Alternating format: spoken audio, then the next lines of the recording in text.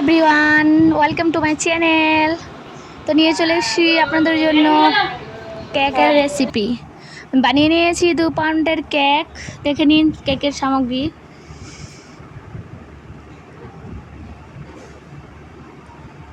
ময়দা, ডিম। 2 পাউন্ডের কেকের জন্য লাগবে 2 কাপ চিনি। নিলাম 2 কাপ চিনি আর অল্প সামান্য আরও দিলাম। দেওয়ার পরে মিক্সারে ঘুরিয়ে নিলাম। নিয়ে নিচ্ছি 4টে ডিম। নিচে 4টে ডিম। 4টে ডিমকে আমি 4টে ডিমের সঙ্গে দিয়ে দিব এসেন্স, ম্যাঙ্গো ফ্লেভার। কারণ ডিমের মধ্যে এসেন্স না দিলে ডিমের স্মেল যাবে না, তাই নিয়ে নিলাম 1.5 চামচ এসেন্স। এটাকে ব্লেন্ডার করে নেব যতক্ষণ না ফুলে ডিমটা। আর ডিমটা অবশ্যই বাইরে রাখবেন, ফ্রিজে রাখবেন না। ফ্রিজে রাখলে ডিমটা ফুলে ওঠে না তাড়াতাড়ি। ডিমটা ফুলে গেছে 5 মিনিট করার পর নিয়ে নিচ্ছি আমুল বাটার। আর আমুল বাটার আমি ফ্রিজে রাখিনি, বাইরে রেখেছিলাম, তাই নরম ছিল, তাড়াতাড়ি ব্লেন্ডার হয়ে গেল। এতে দিয়ে দিব আমি চিনি গুঁড়াটা। এটা চিনি পাউডার করে রেখেছিলাম, দিয়ে দিলাম ওটা চিনি পাউডার এবং ওটাকে ব্লেন্ডার করে নিব 5 মিনিটের মতো, যাতে ভালোভাবে বাটার আর চিনি মিক্স হয়ে যায়। আমার হয়ে গেছে মিক্স করা। এবার দিয়ে দিব সেই বাটার আর চিনি ডিমটাতে দিয়ে 5 মিনিটের মতো ব্লেন্ডার করব। যতক্ষণ না ডিম, বাটার, চিনি একদম মিক্স হয়ে যায় সুন্দর হয়ে, ততক্ষণ ব্লেন্ডার করব। আমার মিনিমাম 5 মিনিটের মতো লাগলো ব্লেন্ডার করতে, তাই ব্লেন্ডার করে নিলাম। ব্লেন্ডার করার পর দেখে নিন এরকম হয়ে গেল, পূর্ণ ভালো করে মিক্স হয়ে গেছে। তারপরে নিয়ে নিচ্ছি আমি চিনির সমান ময়দা, 2 কাপ ময়দা। আর যেহেতু চিনি অল্প বেশি নিয়েছিলাম, তাই অল্প ময়দাও নিয়ে নিলাম। এতে দিয়ে দিব বেকিং পাউডার 1 চামচ পরিমাণ, দিয়ে দিব বেকিং সোডা চামচ পরিমাণ, দিয়ে দিব গুঁড়া দুধ 3 চামচ। তারা অল্প আমি বেশি দিয়েছি, কারণ বাড়িতে খাওয়ার জন্য কেক তো, তাই গুঁড়ো দুধ দিলে টেস্ট হয়। মিক্স করে নিচ্ছি। মিক্স করার পর ঢেলে দিলাম সেই ঘোলটাতে। ঢেলে নিয়ে আর ব্লেন্ডারের কাজ শেষ। এবার স্পেশালার নিয়ে হাতে করে নিতে হবে, হাত দিয়েই ঘুলে নিতে হবে। এতে দিয়ে দিচ্ছি ভালো করে ঘোরার পর 1 চামচ অয়েল, তারপর 1 চামচ লিকুইড দুধ। লিকুইডের পরিমাণ নাই, এমনি 1 চামচ দিতে হবে। তারপর যদি ঘোল একটু গাঢ় হয়ে যায় তারপর বেশি লাগতে পারে, ওটা কোনো ব্যাপার নেই, একটু বেশি দিলেও হবে। ব্লেন্ডার নিয়ে ঘুরে নিলাম। ব্লেন্ডারের কাজ শেষ। এই নিয়ে নিচ্ছি বাটিতে তেল।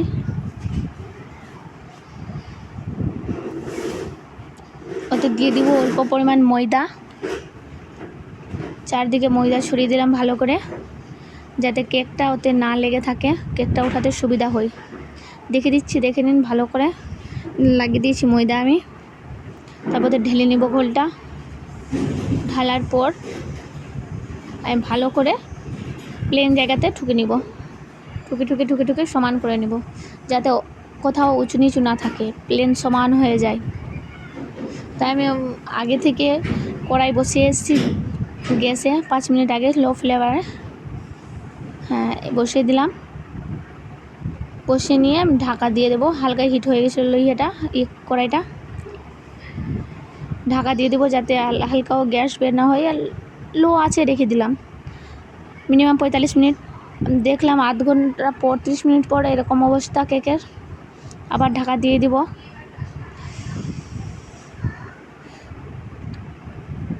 ঢাকা দেওয়ার পর আবার 15 মিনিট পর কেকের দেখে নিন কত তুলতুলে নরম কেক হয়েছে। আমার লাগলো 45 মিনিট টোটাল। কেক ঠান্ডা করতে দিলাম, তারপরে করে নেব ক্রিমটা।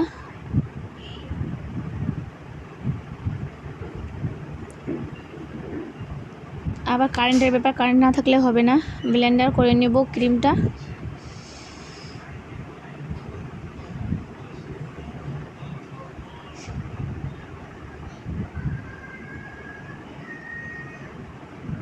ক্রিমটা অবশ্যই ঠান্ডা জায়গায় করবেন।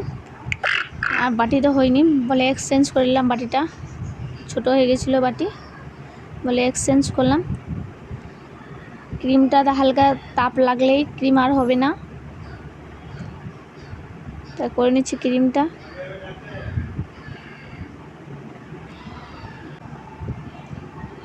করলাম ক্রিমটা, দেখেন শক্ত হয়ে গেছে ক্রিম এবং আমার গামলাটা ভরে গেছে। তারপরে চলে আসবো কেকটা কাটিং করে নিব। কেকটা যেহেতু অল্প নিচে বসে গেছে বলে একটু কাটতে অসুবিধা হচ্ছে, কেটে নিয়েছি কেকটা। 2 পাউন্ডের কেক 3 পিস করেছি।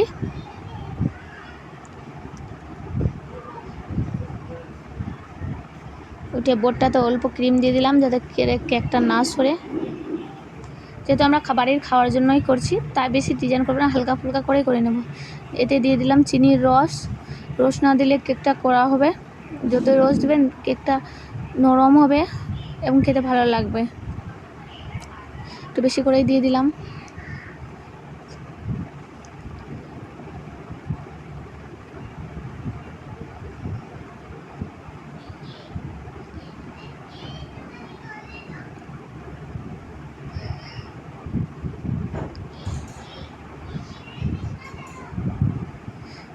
দু নম্বর পিসটা দিলাম, সেম সিরাটা দিয়ে দিলাম, চিনির রসটা দিয়ে দিলাম ওতে।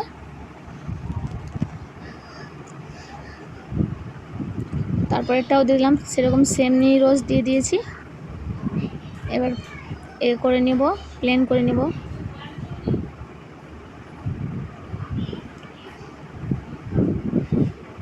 হয়ে গেছে কেকের ক্রিম কোটিং হয়ে গেছে। হালকা করে ডিজাইন করে নেব, কারণ আমরা বাড়িতে খাওয়ার জন্যই করছি, কোনো অর্ডারে করছি না যে সুন্দর করে হবে। এমনি সিম্পল করে একটা কেক বানিয়েছি, তাই রেসিপিটা দিয়ে দিলাম। রেসিপি ভালো লাগলে অবশ্যই সাবস্ক্রাইব করবেন এবং কমেন্টে জানাবেন, বা কোথাও মিস্টেক হলে প্লিজ কমেন্টে জানাবেন।